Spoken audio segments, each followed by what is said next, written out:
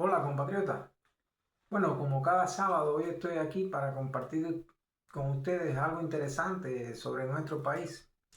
Y en este caso viene del análisis de un documental, un artículo, lo que usted quiera, de la página La Ruta del Dinero. Muy interesante. Acá en los comentarios les pondré el vínculo, el link para que puedan verlo. Y por supuesto, para que vean los detalles que yo por supuesto no tengo ni la capacidad ni el tiempo para desarrollar. Ahora bien, el artículo se llama ¿Por qué nadie le presta dinero a Cuba? Y se trata de la historia de Cuba en todo su proceso de casi 7 décadas y que por supuesto inició nuestro líder histórico, Fidel Castro. Todos sabemos que Cuba no publica detalles de su deuda externa. Por cierto, con respecto al toque, ellos estaban diciendo hace muy poco en televisión precisamente la posibilidad de detectar el financiamiento al canal El Toque porque lo buscaban en una página del gobierno. Y eso dice mucho realmente de la voluntad, por supuesto, de ser transparente. Y entonces usted tiene la posibilidad de ir a buscar datos económicos, datos de dinero, datos de financiamiento, pero en Cuba todo esto está oculto. No publican absolutamente nada de datos de la deuda. ¿Qué pasa? Que si usted conoce la historia de la deuda, entonces puede cambiar en algo también su concepción de este gobierno, ¿me entiende? Y por supuesto, eso es peligro para ellos.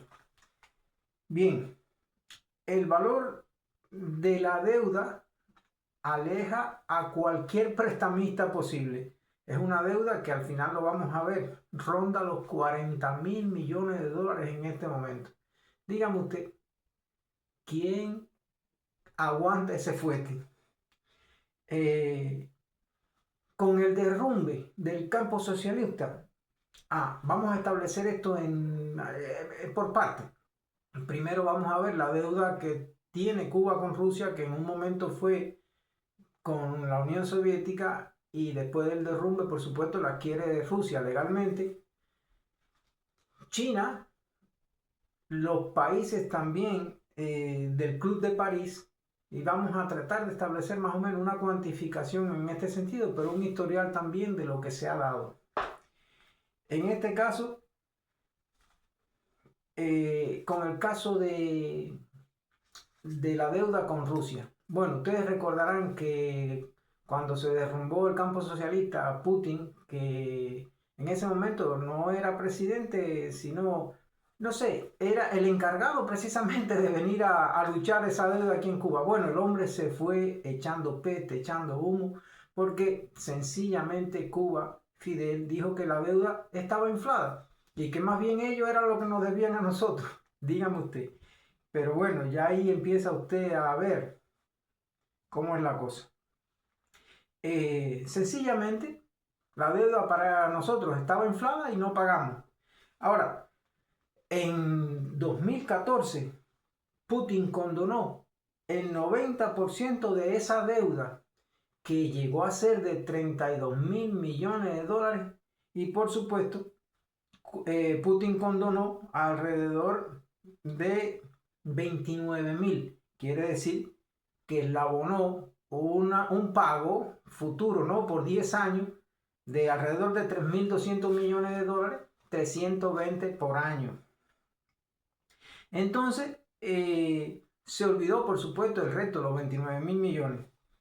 Sin embargo, ustedes recuerdan que en 2020, a partir de la pandemia, Cuba dejó de pagar, escudándose, por supuesto, en algo de fuerza mayor, como fue la epidemia de COVID.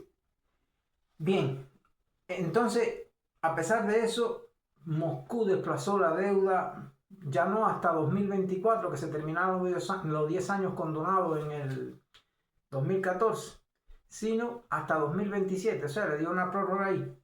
Pero aún así, bueno, en 2023 Moscú anunció inversiones en Cuba por valor de 1.000 millones de dólares. Ustedes recordarán, aunque muchas veces todas estas inversiones que se anuncian al final, como Cuba no paga absolutamente nada, esas inversiones no ocurren. Bien, vamos a pasar. Acuérdense que Rusia es un socio político, es un socio amigo. Y entonces Rusia realmente con Cuba ha tenido mucha paciencia. Vamos al caso del Club de París. En el Club de París en el año 86, ustedes recordarán, los que tengan mi edad, que Cuba empezó a pronunciarse, a tratar de buscar compinche y amigo para no pagar la deuda, ¿no? Entonces, en definitiva, teníamos en aquel momento 11.100 millones de dólares en deuda con los países del Club de París. De todas maneras, Cuba, al declarar en el 1986 que no iba a pagar, realmente ahí mismo se hizo el harakiri y los organismos internacionales como el Fondo Monetario Internacional, el Banco Financiero Internacional, lo que sea, todo eso ya a Cuba la tachan, precisamente por el historial de no pago y por la decisión, incluso en algunos momentos, en el 86, Fidel se burla precisamente de todo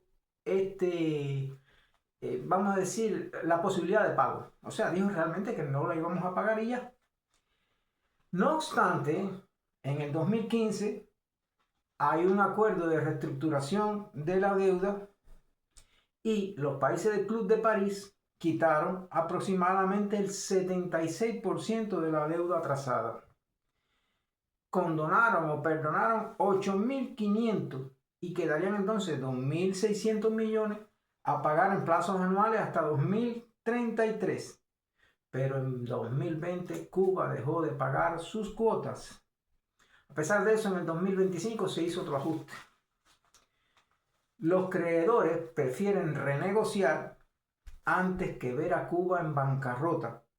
Y por supuesto, ya eso sí es cero posibilidad de cobro de la deuda. Al cierre de 2023, el Club de París tenía, o sea, Cuba que tenía con el Club de París 4.620 millones de dólares. Se puede describir a Cuba como un moroso crónico. Bien, viene la etapa de China. Ustedes recordarán que al inicio del periodo especial y ya cuando, imagínense usted, nos buscamos a Putin en aquel momento de enemigo, Cuba enseguida se acercó a China. Y China le empezó a dar crédito. Pero bueno, fíjense, desde el año 91 para acá, Cuba le dio.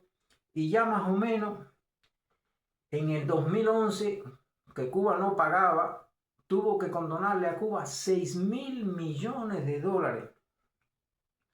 Sin embargo, para 2015 ya Cuba vuelve a tener una cifra más o menos similar de 6.000 millones de dólares de deuda con China. Ahora bien, China siempre le ha pedido a Cuba que haga reformas económicas, reformas de mercado, más o menos, que se inspire en su modelo, en el modelo de Vietnam, que al final la política no tiene por qué reñirse con la economía, pero que va, eso para Cuba, imagínense ustedes, nosotros queremos el comunismo primitivo, el que nos permite vivir del bobo. Entonces, en definitiva, Pekín ha tenido paciencia, pero está a punto de perder la paciencia. En 2020, Pekín canceló una especie de contrato que tenían con Cuba, de que Cuba le iba a suministrar anualmente 400.000 toneladas de azúcar. Imagínense que Cuba no llegó a producir ni 200.000 en este año que pasó.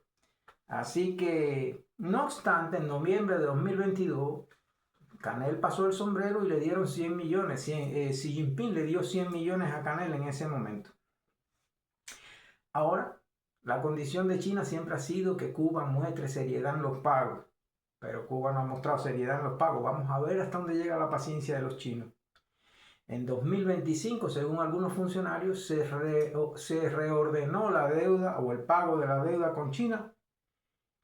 Y podemos llegar a la conclusión de que hoy Cuba está aislada, depende de acuerdos políticos con países amigos, etc. Conclusiones. Bueno, quería también darle un toquecito, por ejemplo, en el caso de Argentina. Esos son otros deudores que no están entre los que mencionamos, ¿no? Argentina en el 74 le prestó a Cuba 1.278 millones de dólares en crédito de maquinaria y vehículos. Bueno, hoy por hoy, como Cuba no ha pagado un centavo de eso, la deuda acumulada es de 15.000 millones con los intereses. Fíjense, de 1.278 hasta hoy se ha acumulado una deuda que llega hasta 15.000 millones de dólares. En definitiva, como Cuba no da datos de deuda externa, el último dato que se dio era de 19.600 millones de dólares en el 2019. Bien, de todas maneras, la situación está difícil. Hay otra deuda también con los tenedores de deuda, y que en este caso ustedes recordarán, a Cuba tenía deuda y algunos deudores le vendieron la deuda a tenedores de deuda, o sea, fondos de inversión especializados en deudas incobrables. Llevaron a Cuba a un tribunal en Londres. En 2020, ese fondo de inversión demandó a Cuba en un tribunal de Londres y bueno, por lo menos sigue en litigio, pero Londres dice que sí, que va a dar el resultado y que es, como decirle, al final es muy probable que Cuba tenga que pagar esos 1.200 millones de dólares, que es un precedente, por supuesto, y que demuestra que la deuda es un lastre para la recuperación económica. Y el gran problema es que es un círculo vicioso, porque no se paga porque no hay liquidez. Pero no hay liquidez porque nadie confía en ti, nadie quiere prestarte porque tú nunca pagas. Imagínense usted. Ahora, vamos a ver qué dice ChatGPT en los términos de la persona que es morosa en el pago de las deudas. Y por supuesto, cuando una persona se niega a voluntad a pagar una deuda que contrajo, hay varios términos. Pero el primero es moroso, que es la persona que no paga una deuda en el tiempo acordado. Estamos de acuerdo, le hemos dado aquí más de 5 casos, ¿no? Está el deudor incumplidor, que es alguien que no cumple con su obligación de pago. Y en términos comunes y directos, el deudor que no quiere pagar. Eso es un caso, por supuesto, que clasifica ahí a Cuba. La persona que se niega a saldar su deuda. Bueno, en el video que le voy a poner en el link, ustedes van a ver cómo dice que Fidel se niega a pagar la deuda en el 86. Hay otro término, es alguien que va de sus responsabilidades. Hay otro término más fuerte todavía, estafador. O sea, solo si hubo engaño o intención fraudulenta desde el inicio. Vividor es alguien que vive aprovechándose de otros. Caradura es alguien que actúa sin vergüenza, sabiendo que debe, pero no quiere pagar. Entonces, cubano, desgraciadamente, esos son los gobernantes que tenemos. Los gobernantes que se han endeudado, pero que no han buscado los métodos que tienen los más de 200 países que existen en el mundo cuando quieren una deuda, un compromiso de pagarlo, fíjense. Pero Cuba, a sabiendas, porque fíjense, lo sé yo y lo sabe usted, ¿de qué manera Cuba puede cubrir el pago de la deuda si es que no produce nada absolutamente? Cuba sencillamente quiere vivir de las lágrimas que le dan de ayuda los países externos. Imagínense ustedes que antes era en el orden de los miles de millones por año y ahora recogiendo desvergonzadamente, pasando el sombrero en los países de Asia, no llegaron ni a 100 millones. Entonces, de eso vivimos. Pero hay otra manera también que te dicen que, por ejemplo, que el pago de la deuda, según ellos, lo logran con, vamos a decir, con bienes y servicios. Pero esos bienes y servicios, los servicios, por ejemplo, el de los médicos, es un robo que le hacen a los infelices médicos que trabajan en el exterior, donde en la cifra menos abrumadora le quitan el 80% del salario, pero en las cifras más demoledoras le quitan el 96% de su salario, de lo que ganan honradamente, con su aporte, por supuesto, con su presencia en países externos, y allí viven como esclavos. Entonces el gobierno basa el saldo de su deuda precisamente esclavizando al pueblo cubano. Entonces, compatriota cubano, saque usted sus propias conclusiones, pero realmente repugna la manera en que nos endeudamos para después no pagar.